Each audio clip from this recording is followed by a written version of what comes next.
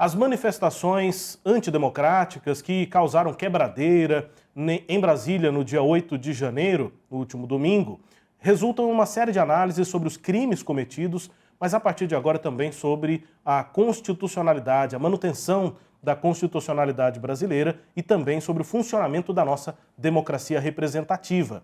E além do aspecto criminal, que já foi analisado em outro vídeo aqui no Sistema Sagres de Comunicação, basta você procurar aqui no nosso canal no YouTube, mas a partir de agora também sobre esses aspectos sociológicos e jurídicos dessas manifestações.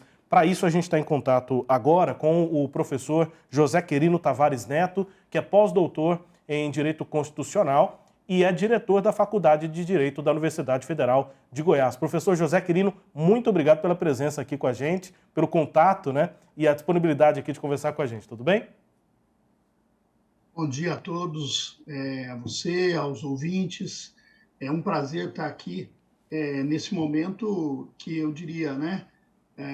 Passamos por um momento de um viés muito crítico do ponto de vista do direito e também dos outros campos da área do saber, mas é um momento de reflexão. Eu acho que o convite de vocês recebo com muito carinho, mas, sobretudo, tenho certeza que vocês já têm discutido essas questões.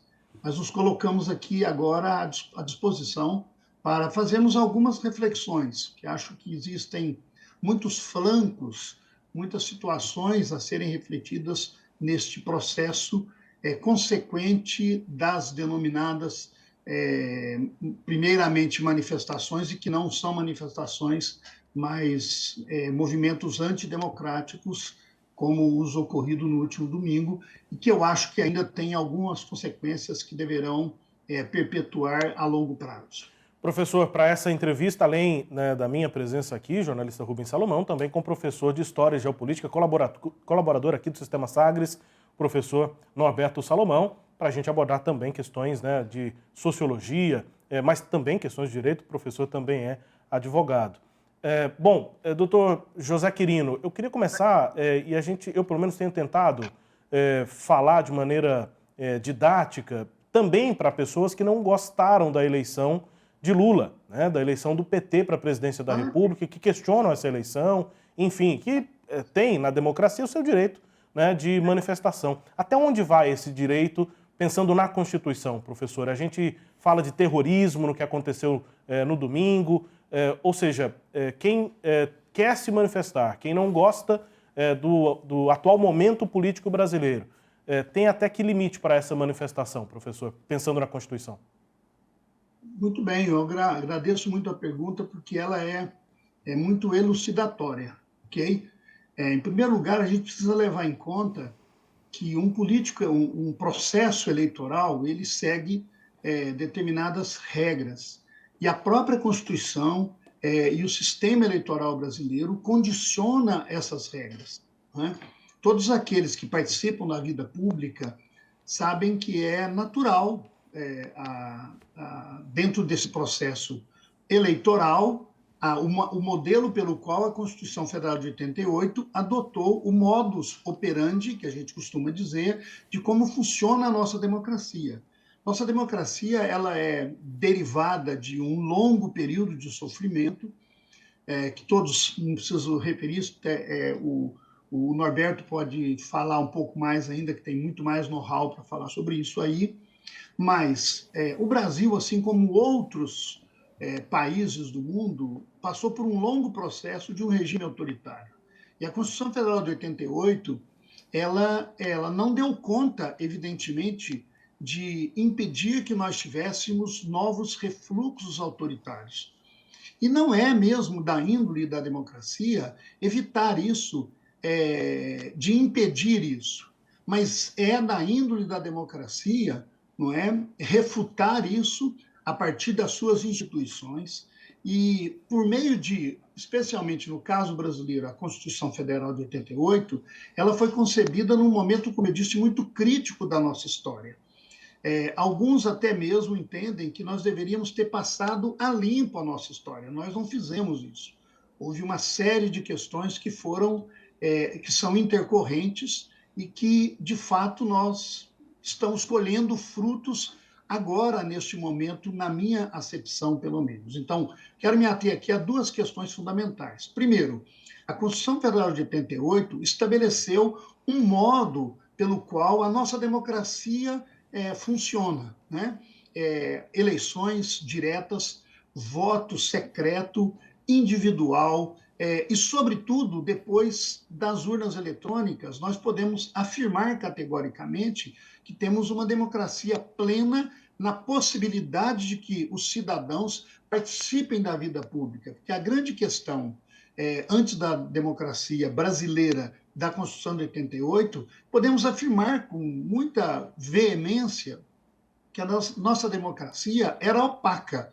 Nós não podemos dizer que não havia refluxos e atitudes democráticas, mas nós podemos dizer que havia uma opacidade na nossa democracia. A democracia que impedia que os cidadãos determinassem o seu destino, e a própria Constituição, como o Norberto pode falar melhor, ela estabelece quem é que deve decidir o seu destino. A forma pela qual poderia ter sido outra maneira, havia, na ocasião da Constituição de 88, uma comissão de notáveis que elaborou um projeto de Constituição que estava indo mais na direção do parlamentarismo. Mas a Constituição Federal de 88, por meio do Congresso Nacional, e eu afirmo isso sempre nas minhas aulas de direito constitucional, não houve uma constituinte na acepção plena do termo, mas nós tivemos um Congresso Constituinte, e esse Congresso Constituinte dialogou com a sociedade, e finalmente nós tivemos uma questão de primazia, não é? Um sistema eleitoral com a participação do povo, e que esse povo é que determina o seu destino por meio do voto direto, secreto, individual, universal, ou seja, tem o mesmo valor para todos os cidadãos, e são esses cidadãos que decidem isso por meio do processo eleitoral. O modo pelo qual nós decidimos isso, a Constituição de 88, é um sistema republicano, um poder que costumamos dizer tripartite, por meio do executivo, do legislativo e do judiciário, né? Podemos até discutir um pouco mais depois sobre cada um desses poderes. Mas aqui, de plano já, Rubem, dizer de forma assim, enfática, foi a Constituição que tomou essa decisão. Então, é natural do processo eleitoral que nós tenhamos o quê? A alteração do poder. Hoje, veja o nosso caso no estado de Goiás, o nosso querido estado de Goiás, nós tivemos no poder durante um bom tempo um partido, estamos falando no caso de governança do estado, né? No município também, nós tivemos mais distante outro partido, e agora nós temos outro partido. E podemos também, sem nenhuma dificuldade, dizer que são formas de ver e até mesmo ideologias de ver a realidade diferentes. E não aconteceu nenhum problema na nossa sociedade goiana, né? Uhum. Então, o que está acontecendo no Brasil agora, no primeiro momento, na sua pergunta, que é muito elucidatória, né, é que nós não estamos, de fato, respeitando o processo eleitoral consequente da Constituição de 88. Isso é uma coisa. A outra coisa é o direito à livre manifestação que todos os cidadãos têm, previsto na própria Carta Política, no artigo 5º. A livre manifestação, a forma pela qual nós nos organizamos politicamente, também tem regras. E a liberdade de expressão, e vocês que trabalham no campo da imprensa sabem muito melhor que eu, a liberdade de expressão, ela não é absoluta. Uhum. Nem a liberdade de manifestação. Eu não posso me manifestar publicamente, organizar-me com um grupo de pessoas para invadir prédios públicos, para impedir o funcionamento do Estado. Isso não é previsibilidade constitucional, isso não é livre manifestação.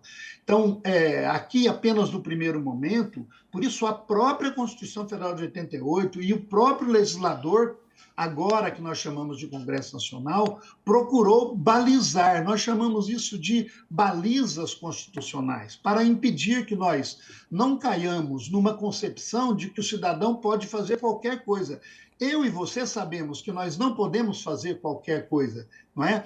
Vocês têm um programa, ou vocês não podem, evidentemente, falar sempre o que querem. Você pode falar, sim, mas todos nós podemos fazer isso. Mas há consequências. Só para encerrar essa primeira manifestação, esse direito de manifestação que eu tenho, que você tem, e ainda de forma organizada na nossa sociedade, quando nós nos organizamos, nós nos reunimos, a forma pela qual nós nos manifestamos, ela precisa respeitar o que a Constituição estabeleceu como forma de manifestação e o respeito aos direitos individuais e aos direitos coletivos. Pois é, professor.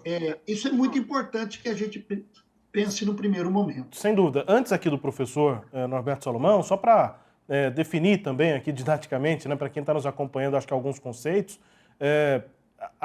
o respeito à democracia é fundamental para que as manifestações existam, ou seja, não é admitido numa democracia que as manifestações questionem as regras dessa própria democracia, isso não é possível. E aí, a partir dessa, né, uma segunda parte dessa mesma pergunta as manifestações de domingo elas são completamente reprováveis porque se utilizaram de terrorismo, de violência, mas além do óbvio, né, que é a quebradeira, denunciada pelos próprios manifestantes, provada pelos próprios manifestantes que diziam por que estavam lá e o que estavam fazendo. Só para afastar aqui rapidamente essa alegação de que teriam pessoas infiltradas, né, contrárias ao movimento, tentando denunciar contra. Os próprios manifestantes criaram provas, geraram provas do porquê estavam lá e o que estavam fazendo. Ou seja, se manifestar contra as regras da democracia é inconstitucional e o mote dessas manifestações, né, de retirada do poder do presidente eleito, isso também é inconstitucional? Não se pode manifestar por isso, professor? Boa pergunta. Nós podemos nos manifestar sempre. Esta é a primeira regra constitucional, ok? Agora, nós não podemos nos obstacular àquilo que a Constituição já estabeleceu como modus operandi do direito constitucional. O que aconteceu em Brasília nos últimos dias, na verdade, são chamados por uma própria lei que nós temos, constitucional, que é de crimes contra o Estado Democrático de Direito. Nós podemos nos manifestar sempre, não é? É possível se manifestar contra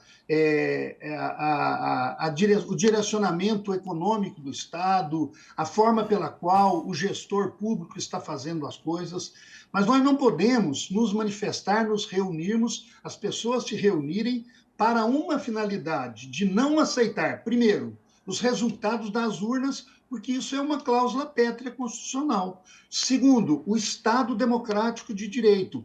O modo pelo qual nós exercemos o poder no poder político brasileiro, neste momento, a nossa Constituição, né, mais uma vez, ela é uma Constituição dirigente, ela procura orientar a cidadania para essa finalidade e criminaliza, inclusive, não é, por meio da própria... no momento anterior nós tínhamos um regime autoritário, mas na Constituição ela criminaliza a forma pela qual nós aventamos isso. Que forma é essa? No momento em que alguém se reunir, um grupo de pessoas, seja quem for, financiados ou não por alguém, financiados ou não por instituições, apoiados ou não por próprios agentes públicos, né? Se nos reunirmos para dizer nós não aceitamos a democracia, as pessoas não aceitam a Constituição Federal de 88, ela está ferindo de morte o Estado Democrático de Direito. Esta que é a questão fundamental que nós estamos vivendo, né? Eu acho que esse é um marco histórico na nossa vida. Não é o direito de se manifestar, ok? Nós já tivemos várias manifestações no Brasil, em todo o Brasil, não há problema nisso. As pessoas estão acampadas, me parece que em alguns lugares há mais de 60 dias. Não houve nenhuma imposição do Estado de que as pessoas não possam ficar acampadas porque elas não concordam com a eleição. Elas podem não concordar com a eleição.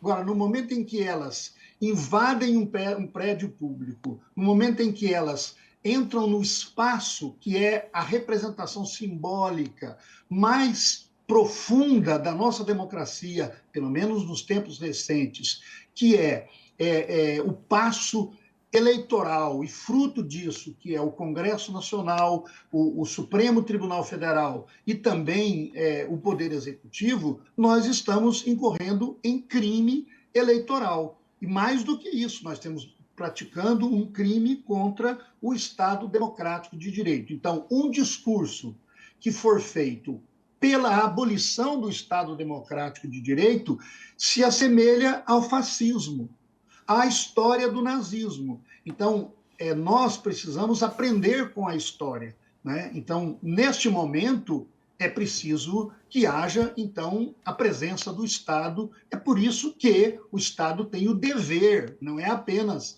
ele pode ser complacente, conviver com este ou aquele. A democracia não se sujeita, esta que é a questão fundamental, a golpes de Estado.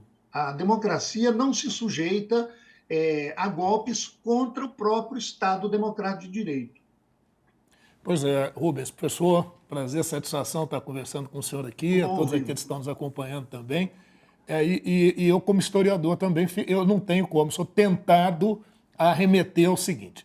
Quando a gente fala de democracia, acho que é importante a gente voltar lá na Grécia Antiga, em Atenas. Por que a democracia surgiu lá? A democracia surgiu em Atenas porque em Atenas você vai tendo um número cada vez maior de pessoas, mas só uma minoria que pertencia às famílias tradicionais é que mandava. Isso acabou gerando uma série de convulsões sociais ao longo do tempo, até que um sujeito chamado Clístenes teve uma ideia, né? E embasado em Solon, que foi um outro legislador anterior, de dizer o seguinte: por que nós não dividimos a sociedade ateniense não de acordo com o nascimento, mas de acordo com a renda, de acordo com o ganho, dividimos em demos, né? Dividimos aí em circunscrições populacionais, e aí cada uma dessas vai ter os seus representantes nas assembleias, né? Eclésia, que é a Assembleia Popular, Nabulé, que é a Assembleia que elaborava as leis, enfim. Então ficou muito bonito tudo isso. E Clístenes é o grande nome, né? Ele é o criador da democracia na Atenas Antiga.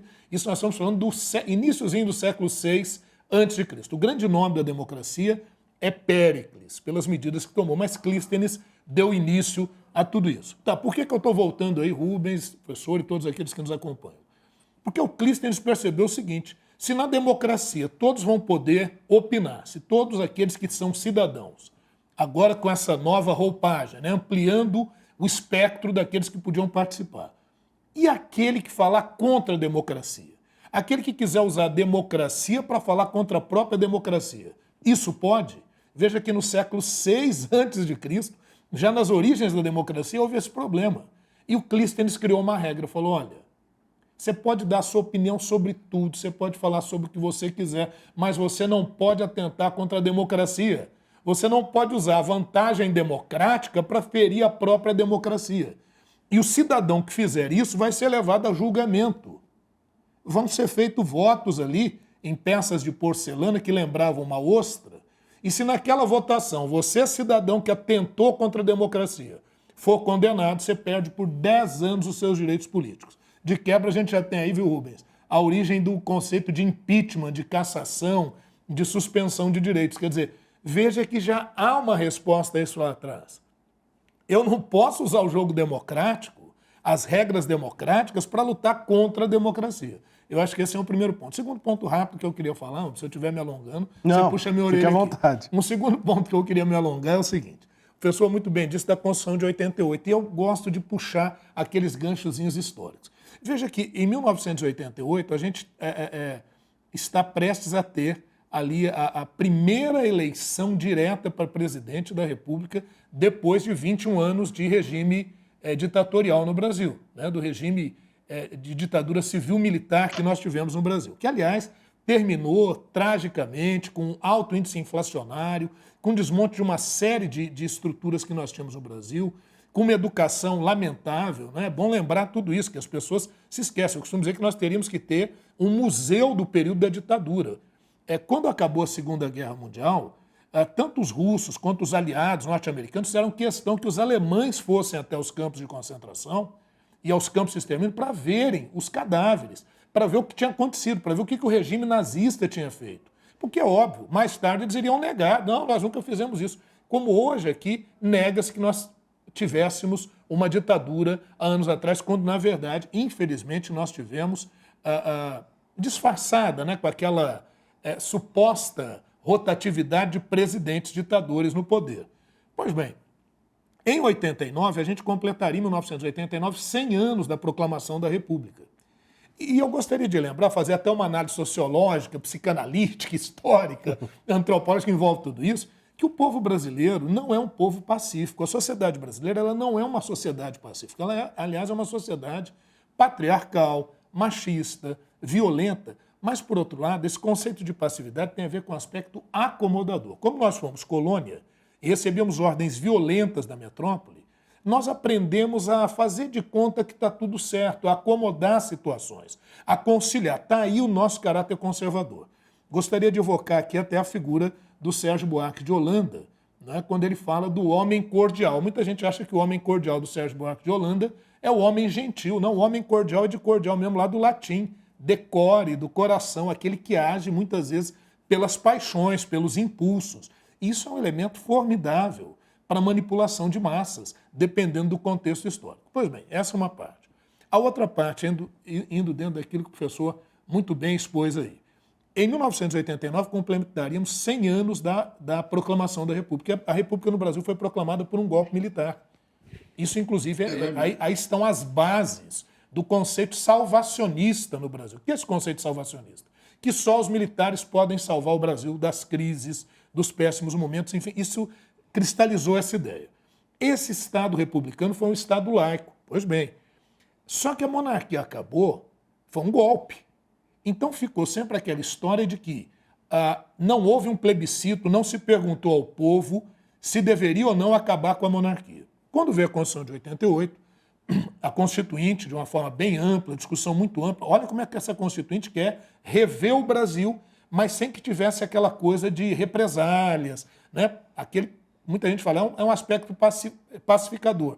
Não é pacificador, né? Ao contrário, ele é acomodador. E a gente sabe que quando a gente acomoda as situações, a gente varre para debaixo do tapete. E problema é que você varre para debaixo do tapete, ele vai crescendo e quando ele volta gigante. Então acho que dá para entender um pouco o que se processa hoje, né? Inclusive com negações, com negacionismos de uma ordem de coisas. Pois bem, e ali, em 88, se estabeleceu que haveria, em 1993, a Constituição estabeleceu um plebiscito. Olha a extensão, né, dessa Constituinte para definir se o Brasil seria república ou monarquia. Então, se fez a discussão sobre a forma de governo e também, no plebiscito, se votou se o Brasil seria parlamentarista ou presidencialista. Eu acho que houve até uma certa aposta dos constituintes que talvez o parlamentarismo passasse. A verdade é que o presidencialismo vigorou e nós ficamos com uma Constituição com teores parlamentaristas, mas que aprovou o presidencialismo. Isso também não foi muito bem resolvido ao longo do tempo. Verdade. E, finalmente, soma-se a isso a questão da globalização, do fim da ordem bipolar, em que as coisas estavam, digamos, muito bem definidas no mundo. O bloco soviético, o bloco socialista, rui. O mundo que pareceria monopolar, digamos assim, com predomínio estadunidense, não foi bem assim. Você tinha uma Ásia fortalecida, você tinha outras regiões fortalecidas, então a gente veio com a multipolaridade e com a efetivação de uma das fases do processo de globalização. Muitos entendem como esse processo de globalização atenta contra a nação, o que não é bem verdade, mas vão comprar esse discurso, vão criar um discurso antiglobalista e essa globalização, de certa forma, não foi acompanhada pela Organização das Nações Unidas, nem pelos valores, nem pelos princípios que ali foram estabelecidos. Não que os princípios fossem ruins, são princípios muito válidos, mas precisavam ser atualizados, precisavam ser melhor adaptados a essas mudanças. E, infelizmente, esse processo não aconteceu. Bom, moral da história, nós tivemos crise no mundo em 2008, crise de imigrantes a partir de 2010. Esse imigrante vai para a Europa, ele ameaça empregos, desculpe, e tudo isso gera, obviamente, um avanço muito sério de tendências nacionalistas, extremistas e xenofóbicas. Está aí o quadro certinho para uma retomada da extrema-direita, com as suas variadas percepções, inclusive de uma extrema-direita aqui no Brasil. E como toda extrema-direita, a princípio, ela não é levada a sério, ela é ridicularizada, porque ela flerta com elementos míticos, religiosos. Eu apontei aqui, Rubens, 3 teóricos que eu acho que quem estiver nos ouvindo e quiser buscar são muito interessantes, que é o Gustave Le Bon. Ele escreveu em 1895 um livro chamado A Psicologia das Multidões, e eu apontei até algumas coisas interessantes. Ele diz assim, que quando você vai ter essa manipulação das massas, você tem uma crise dos valores. Predomina o inconsciente. As pessoas não querem agir pela razão, elas preferem agir muito mais pela emoção. E elas se sentem protegidas, quase aquela coisa de facção, de torcida organizada dentro desse grupo. E aí o que esse grupo acha é o que é certo. Então, cria-se uma verdade paralela.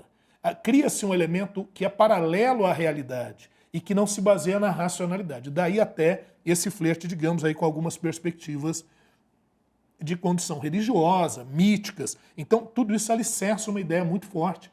E nisso o sujeito briga com a família, briga com qualquer um que não concorde com o grupo ao qual ele está pertencendo. Então, eu diria que esse quadro é um quadro importante. Eu sei que o nosso tempo aqui é curto, mas que a gente tem que se debruçar sobre ele. Eu acho que não basta a gente criticar, ou ridicularizar, ou achar que está errado e tal, mas muito mais a gente fazer uma análise sobre isso, porque essas ideias elas não morrem, elas podem ser arrefecidas num dado momento, elas são ideias extremamente perigosas, porque o outro livro que eu diria é o do Sigmund Freud. Olha, do Freud em 21, Freud publicou em 21 A Psicologia das Massas e a Análise do Eu, e depois William Reich, que fala sobre a psicologia das massas fascistas. São 3 livros que você emenda para talvez entender um pouco esse quadro. Porque eu, por exemplo, tenho conhecidos, parentes, pessoas que estão completamente fora da realidade, né? Que continua hoje mesmo, em grupos que eu estou aqui, dizendo que quem está no poder é o general Heleno, que tudo isso vai ser resolvido.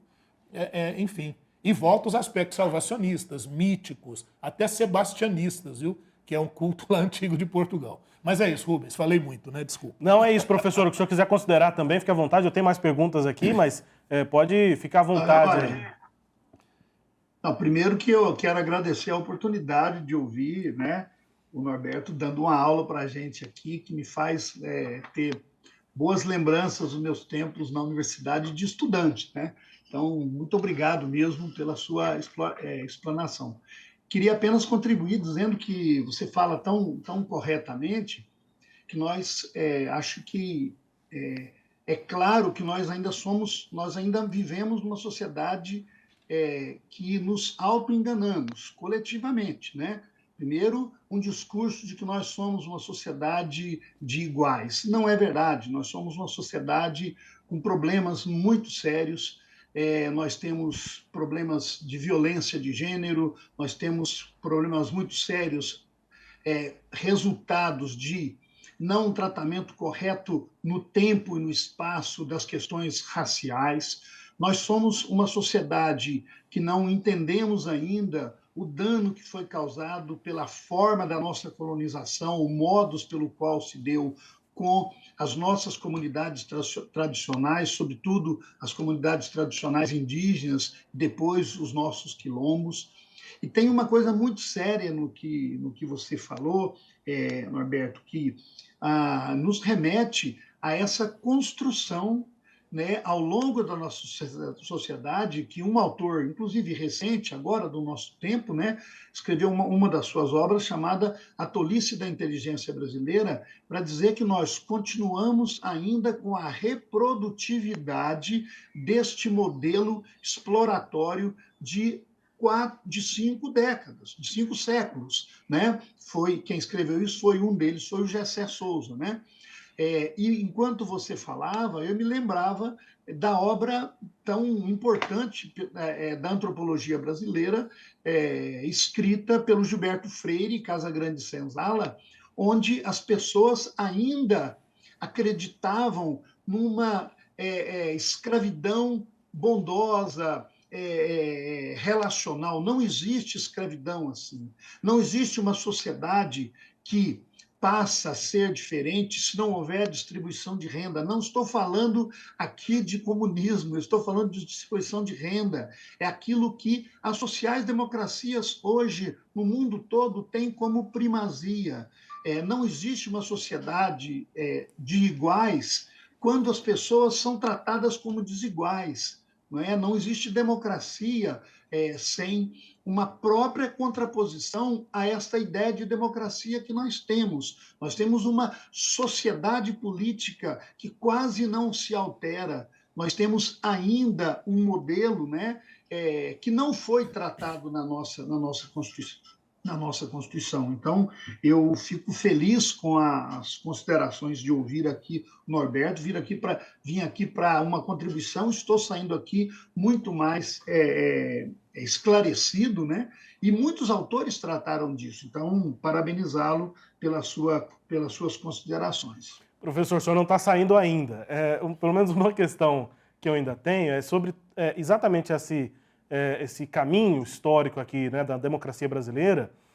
Como é que o senhor avalia as reações, Há até de juristas, enfim, imagino colegas do senhor, que entendam que o Supremo, e especificamente o ministro Alexandre de Moraes, mas as decisões dele são sempre reafirmadas pelo colegiado, pelo próprio Supremo, mas que as instituições, nesse caso o Supremo, cometem excessos na tentativa de combater, de reprimir, de controlar, digamos assim, essas manifestações que atentam contra a própria democracia. Exemplo disso é o inquérito das fake news, enfim, essa avaliação. Como é que o senhor considera essas reações e por uma análise constitucional, sob a ótica da Constituição, o que é que se faz? O que é que deve ser uma reação diante disso?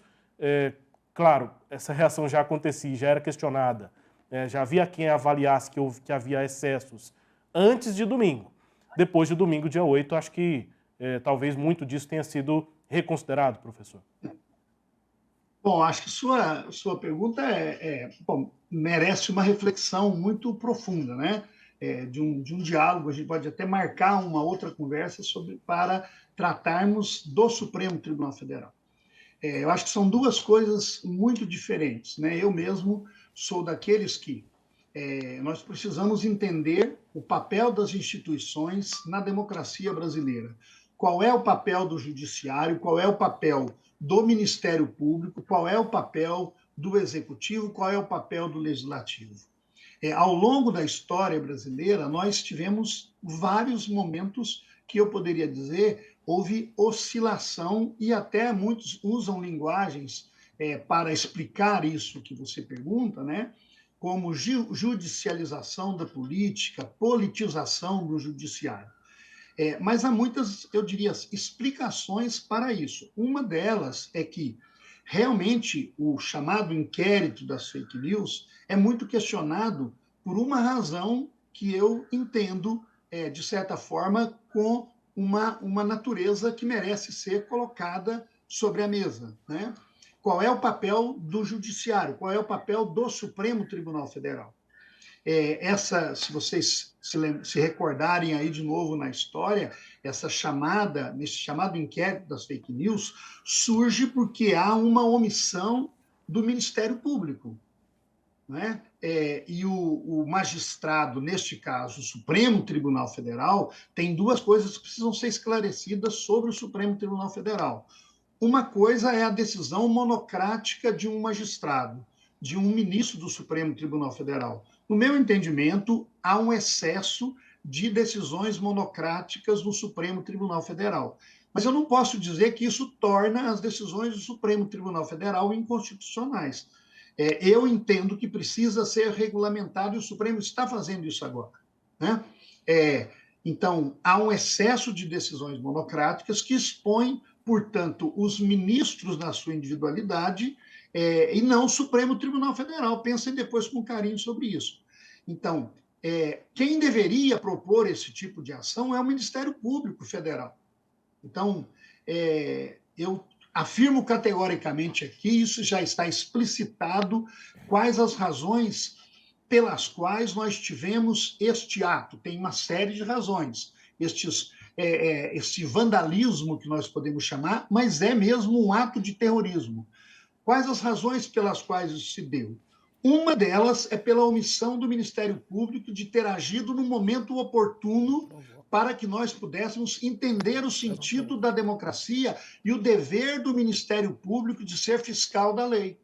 Nós não tivemos uma fiscalização da lei pelo Ministério Público. Então, nós tivemos um ato do Supremo Tribunal Federal, por ministros do Supremo e, por meio do seu regimento interno, a instalação do chamado inquérito da fake news. Então, pensem depois teoricamente sobre isso. Os efeitos disso é o que nós estamos, na minha modesta opinião, colhendo agora. Há uma omissão, eu não diria do ministro em si, né? O chamado um ministro em si, por isso eu não estou tratando de pessoalidade, mas estou falando de conceito constitucional. No sistema constitucional brasileiro existe um padrão pelo qual se deve fazer as coisas. E o fiscal da lei é o Ministério Público Federal. Quando há omissão, e houve omissão nesses últimos tempos, depois, Norberto, você pode até falar um pouco mais sobre isso aí, não é? Na omissão do Ministério Público, há uma exacerbação de poderes do Supremo Tribunal Federal. Mas isso não tem qualquer ligação com o que aconteceu em Brasília no domingo. Eu acho que há uma tentativa de construção de um discurso que tem ouvido, que por causa da pessoa de um ministro, houve a suposta manifestação, e que não é uma manifestação. Foi uma violação dos direitos da democracia e um desrespeito ao próprio Código Penal brasileiro, e há uma lei específica sobre a violência contra o Estado Democrático de Direito. Então, são coisas absolutamente diferentes. Nós não podemos usar justificativas, não é? De determinada conduta de um ministro para justificar um ato. Não se pode fazer, então, uma passeata, eu vou usar essa expressão de propósito, tá bom? Para dizer que nós temos que tirar este ou aquele ministro. Não se pode. Na verdade, nós podemos também afirmar categoricamente que houve uma construção desse processo. E isso se deu a partir do momento onde o presidente da República fazia reiteradamente o desrespeito às regras constitucionais e foi estimulando essas ações. Nós não podemos pensar de forma simplista que o que aconteceu no último domingo foi um ato isolado, que foram algumas pessoas exacerbadas que invadiram os prédios públicos, os palácios da República Brasileira, e então depredaram e cometeram aqueles crimes contra a democracia, contra o patrimônio público. Não houve isso. É um processo pelo qual essas pessoas foram construídas. Nós temos hoje uma singularidade de ações, especialmente por meio das mídias sociais, que constrói todo esse processo. Agora, na investigação, está se verificando, inclusive, o modus pelo qual a gente aprendeu isso no campo do direito, a própria construção do iter criminis. Houve planejamento, houve cogitação, houve organização e houve o ato que nós chamamos de crime.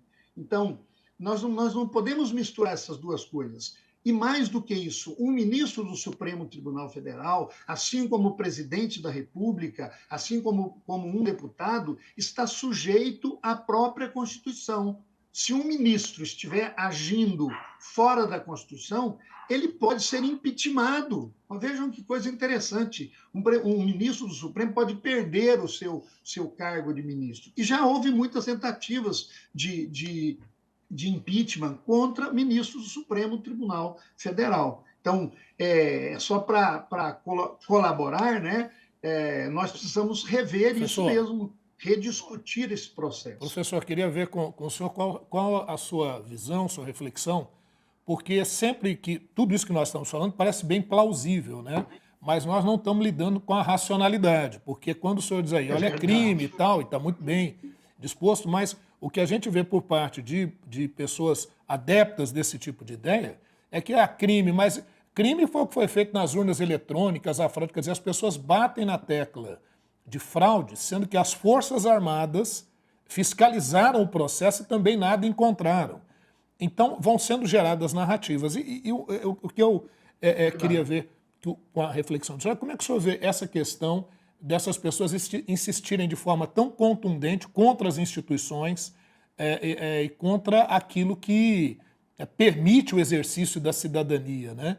É muito curioso como é que as pessoas, muitas delas não percebem que estão jogando contra si próprias. Por exemplo, quando pessoas pedem a volta do AI-5, elas não percebem que se o AI-5 voltasse, elas não poderiam se manifestar, né?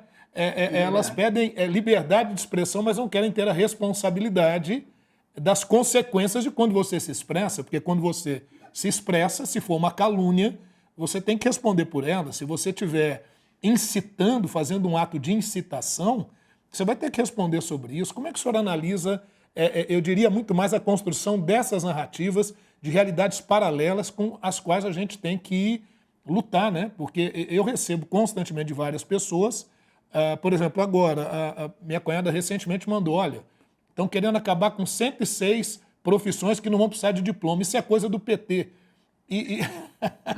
Isso é um projeto de um deputado que nem tem mandato mais, é um deputado do Partido Novo e que tem pouquíssima possibilidade de ir à frente. E como as narrativas são construídas e como a lei tem de lidar com elas, ou os operadores da lei têm de lidar com essas narrativas, professor. Isso nós estamos muito atrasados em relação... A lei parece que não consegue acompanhar esse mesmo ritmo, né?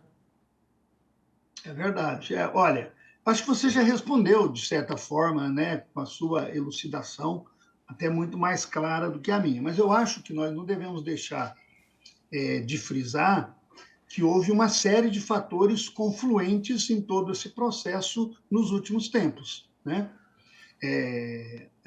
Especialmente nos últimos 4 anos no Brasil, nós tivemos o respeito à democracia, quando a democracia resolveu votar em um cidadão como outro qualquer, um deputado federal, que você, como bem disse, defendia o ato institucional número 5, né?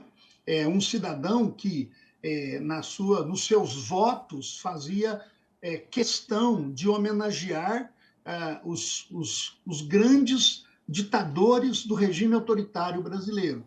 Ora, mas isso poderia passar despercebido se não houvesse uma confluência de fatores. Por isso eu costumo dizer que o bolsonarismo, agora chamado, ele é uma ressurreição de muitos que estavam ainda nesse processo de que imaginavam e conviviam com a democracia de forma ruidosa, não é? Mas precisavam respeitar a democracia. Eles tiveram uma representatividade. Essa é uma questão que a gente tem que olhar com muito carinho, cuidado, e que a história tem o dever de, a longo prazo, analisar com cuidado, né? Vou dar exemplos assim mais elementares, né? Se numa sociedade democrática, onde todos nós estamos sujeitos no império da lei, como dizia, viu, Norberto, homenagem a você aí, o próprio Norberto Bobbio, o que passa pela mente dos cidadãos se existe uma regra num momento de pandemia, onde todos nós vivemos num momento caótico da nossa história e o representante maior da nação se recusa a obedecer às regras sanitárias do Estado. Professor, eu vou até aproveitar esse momento, isso que o senhor está falando, para fazer até a minha pergunta até final. Dentro da sua experiência, de todos os estudos que o senhor tem, tudo, o senhor vê solução para esse tipo de extremismo, não só no Brasil, como de sorte no mundo? O senhor vê alguma possibilidade? Como lidar com o extremismo, né? É verdade. Eu acho o seguinte: não há outra finalidade, não há outro jeito de lidar com isso sem a democracia, em primeiro lugar, né? Com a participação popular, com a afirmação não apenas dos cidadãos como eleitores. Eu acho que você falou coisas muito sérias lembrando a Grécia, né? Nós temos uma sociedade que, primeiro, como eu disse, ela não é uma democracia racial, nós somos uma sociedade com absoluta ainda injustiça contra as pessoas, não é questão racial apenas, mas os menos favorecidos, o aumento da pobreza, a discriminação contra as pessoas de sexo ou de opção sexual diferente, etc. Mas nós não podemos negar que houve essa confluência de fatores e a pessoa de Jair Bolsonaro, ele canalizou, ele catalisou, né, o espírito, eu chamaria de ethos, de um grupo de pessoas que estava silenciada e que, você disse muito bem aí, conseguiu, por alguma razão, e a gente precisa estudar, evidentemente isso, por meio de um discurso muito bem articulado, ele conseguiu canalizar o espírito religioso conservador, uma forma elitista de condução das coisas do Brasil e que viu isso se esvair, ao menos por alguma distribuição de renda, porque o Brasil não tem distribuição de renda plenamente, nós sabemos disso, é só observar ao nosso redor. E, sobretudo, nós tivemos uma constante manifestação do principal, diríamos assim, gestor público do Estado, que é o presidente da nação brasileira, estimulando todos esses processos. É só voltar na história e ver o que aconteceu no último 7 de setembro. O 7 de setembro, na história do Brasil, como você lembrou, o Brasil sempre comemorou o 7 de setembro como um ato de Estado. Nós não tivemos um 7 de setembro, nós tivemos um ato político e que se mistura, que se miscui com a religiosidade. Então, a pergunta sua é realmente muito interessante, né? Mas não podemos negar que foi estimulada e por uma ferramenta que nós não tínhamos no passado, que são as fake news, são as redes sociais, etc. Mas, fazendo uma observação, colocar essa culpa nas redes sociais é muito simplismo. Nós tivemos uma forma articulada, pensada, refletida, não é, da construção de um saber com a finalidade da violação do Estado Democrático de Direito. Foi assim quando o presidente se recusou a tomar vacina, foi assim quando o presidente se recusava a usar máscara, foi assim quando o presidente fazia suas movimentos de motocicleta sem usar o capacete, foi assim quando o presidente, portanto, o chefe da nação, estimula o contrário, o próprio cidadão se vê no direito. Porque se você observar esse processo que aconteceu, essa violação do Estado Democrático de Direito em Brasília, talvez uma última fala minha aqui, para não ficar muito nisso, né? É preciso identificar quem financiou isso. É preciso identificar como isso foi organizado, não é? Por que essa veiculação de uma organização criminosa? Não foi só em Brasília, foi em todo o Brasil, e nós tivemos esta forma de agir. O Estado tem que agir dentro da lei, independente daqueles que estão agindo fora da lei. Está acontecendo isso para o Ministério Público, do Tribunal de Contas da União, aconteceu isso com uma decretação depois de tanto tempo na nossa história, por 2 vezes nós vamos falar em intervenção no Brasil, houve uma decretação de intervenção e aprovada pelo Congresso Nacional. O Congresso Nacional poderia dizer, nós não aprovamos a intervenção do presidente da República. E aí eu termino a minha reflexão aqui dizendo, a concepção política da Constituição brasileira, apesar das suas deficiências, é claro que tem a forma da escolha dos ministros, que eu acho que precisa ser refletida, dos tribunais superiores, ela tem pesos e contrapesos. Este é o papel do Ministério Público de oferecer denúncia quando o agente público age fora da lei, e é assim também como qualquer cidadão. Então, numa palavra, né, nós precisamos, de novo, pensar por que aconteceu isso, quais foram as consequências. Nós tivemos os efeitos, mas quais foram as primazias que proporcionaram a construção desse saber? Numa palavra, eu diria que Jair Bolsonaro foi a representação, não é, simbólica e depois prática de um processo que já há muito tempo se processa no Brasil. E é muito difícil romper isso. Só se faz isso com a democracia, com a participação popular, e não apenas com o voto. O cidadão que acredita que a democracia acontece de 4 em 4 anos nas eleições para governador, para presidente, para deputados federais, senadores, etc., e prefeitos também de 4 em 4 anos, ele comete um equívoco muito grave, porque ele não participa da vida pública. Então, o nosso desafio aqui, talvez, se eu posso fazer isso, Rubem, é a gente ouvir com muito cuidado o que o Norberto falou aqui, não é?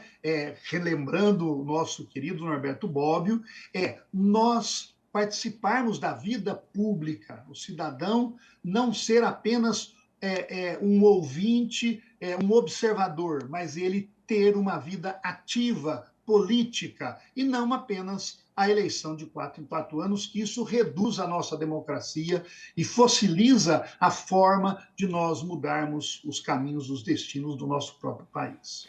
É isso, professor. Muito obrigado pela disponibilidade de conversar com a gente aqui, de disponibilizar esse tempo aqui para nos ajudar, né, a analisar o momento. Professor José Quirino Tavares Neto, pós-doutor em Direito Constitucional, mas com uma ampla carreira acadêmica, enfim, é o atual diretor da Faculdade de Direito da Universidade Federal de Goiás, tem formação também na área de Sociologia, enfim, uma análise esclarecedora. Muito obrigado pela disponibilidade aqui, um ótimo trabalho para o senhor e um bom ano. Muito obrigado para vocês todos, e obrigado pela fala também sua, do Norberto, que eu saio daqui ainda mais esclarecido. Obrigado, Norberto. Espero que a gente possa se encontrar para novas conversas, porque foi muito bom ouvi-lo também. Foi recíproco, né, professor? Essas reflexões, elas têm mão dupla, né?